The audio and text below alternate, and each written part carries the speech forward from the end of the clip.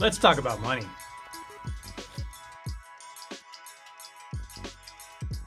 I want to talk about some smart money tips that we can use during these crazy times that are going on right now. First off, before we get started, I want to make this very important. We need to realize that money is just money. If we're not right up here and right in here, money's not going to change anything. It's not going to help. It's just going to throw more fuel on the fire. We need to really, really remember that money is just money.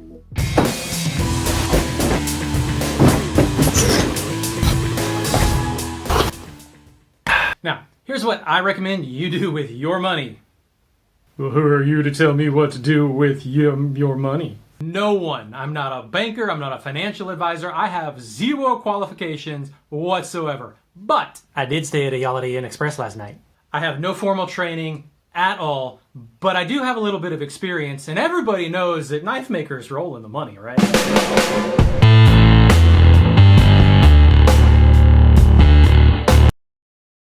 Is that like real, man? Absolutely. So here are some obvious to some, not so obvious to others, things to avoid with your money. Get rich quick schemes. I personally, a little embarrassed to say, but I've actually fallen for a few of these over the years, and they're, that's the way they're designed. They're designed to get you and to take your money. And that's why they're called get rich quick schemes. Everybody wants to get rich quick.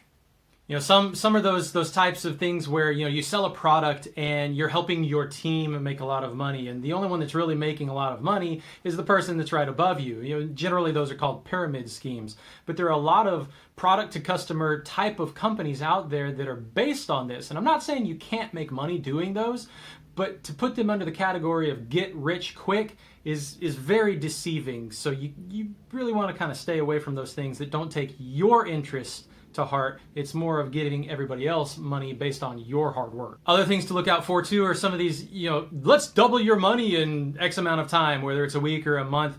Generally speaking, those are very, very high risk, very low reward type of situations. Yes, again, to qualify, you can double your money with a lot of those.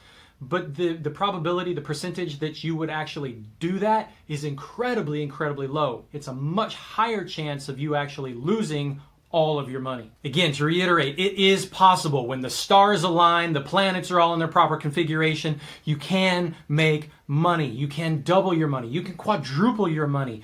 But it's so rare.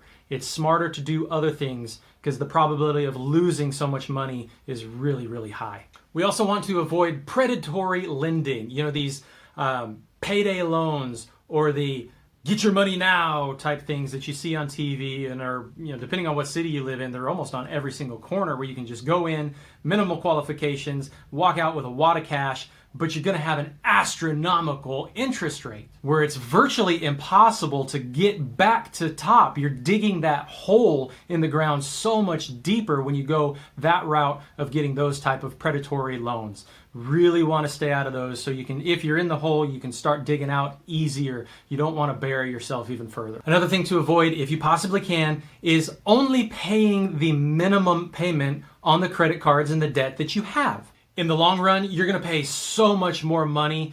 It's best to try and be as diligent as possible to pay it down as fast as you possibly can so that loan long-term is much shorter and you're going to pay it off overall in a shorter amount of time. Can't stress it enough. You really want to try and pay your debt down as fast as possible. The next thing we want to avoid is the mindset of depending and counting on the government. Yeah, it's incredibly nice to get a stimulus check. It's really nice. But that's not something that we can count on, depend on, and ultimately build a lifestyle and a budget around. That's just, plan G. Don't plan on the government. Now, here are some things that I do. And again, I'm not, a whiz at this kind of stuff, but there are some things that are just common sense and smart. So here's the advice. Most everybody gets their money in one of three ways. It's a cash, check, or it's directly deposited into your bank. Now, once you have that sum of whatever your payment is, here's what I recommend you do with it. Automatically, right off the top, charity. Always think of other people before yourself.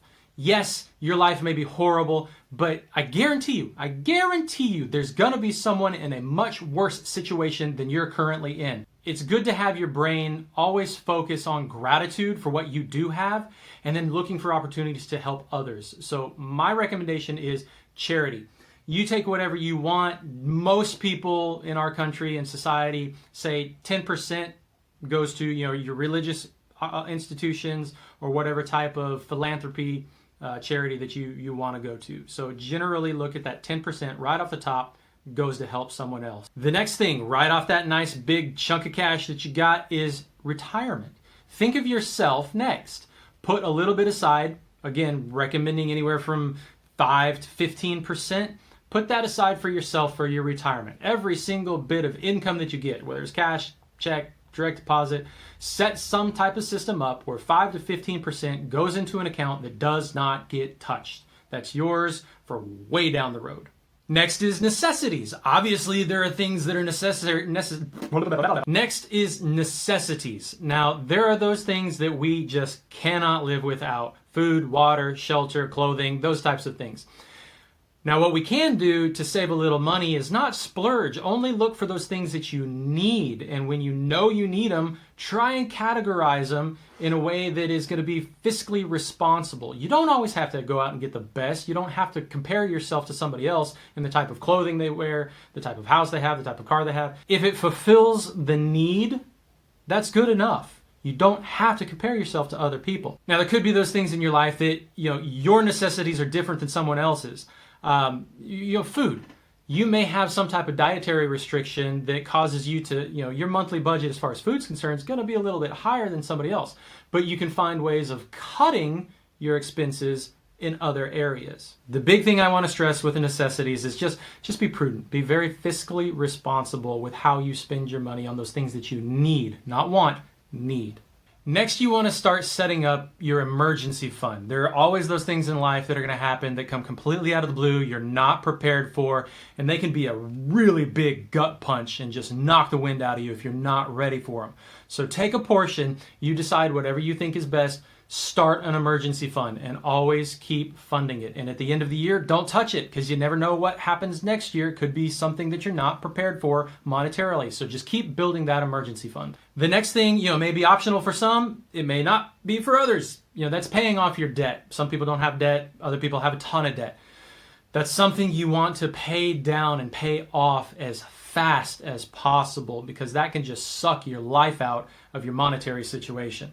So however you can, pay off your debt. Snowball it. If you've got multiple credit cards, pay off the highest interest rate first. Take that payment that you have going to that one and put it onto your next highest interest rate. So it can snowballs and snowballs and snowballs. If you have multiple, keep that principle going for every single credit card debt situation that you have. Pay off the highest interest rate first and then snowball it to the next one, to the next one, to the next one.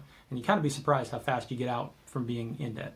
You can set yourself up for some really good stuff if you do this right, and that is your payroll.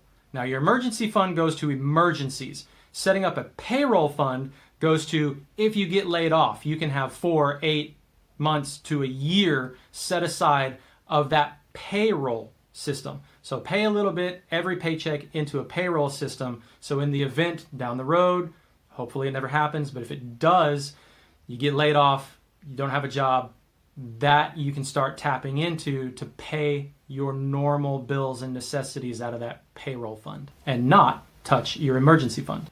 And the last one, once everything's all said and done, you got some money left over, discretionary spending type stuff, investments. Put your money in some investments. Make sure they're smart, they're reasonable, long-term growth, so you can have that money turn into something much bigger down the road. Use these smart money tips and I guarantee you'll live like a rock star. Or a knife maker who thinks he's one. Thank you for watching. If you like what you see, like, comment, subscribe, hit the bell so you're notified when the next one comes out. You're the first to know. And until next time, I'm the Mundane Rockstar. See ya. You just make me look smart.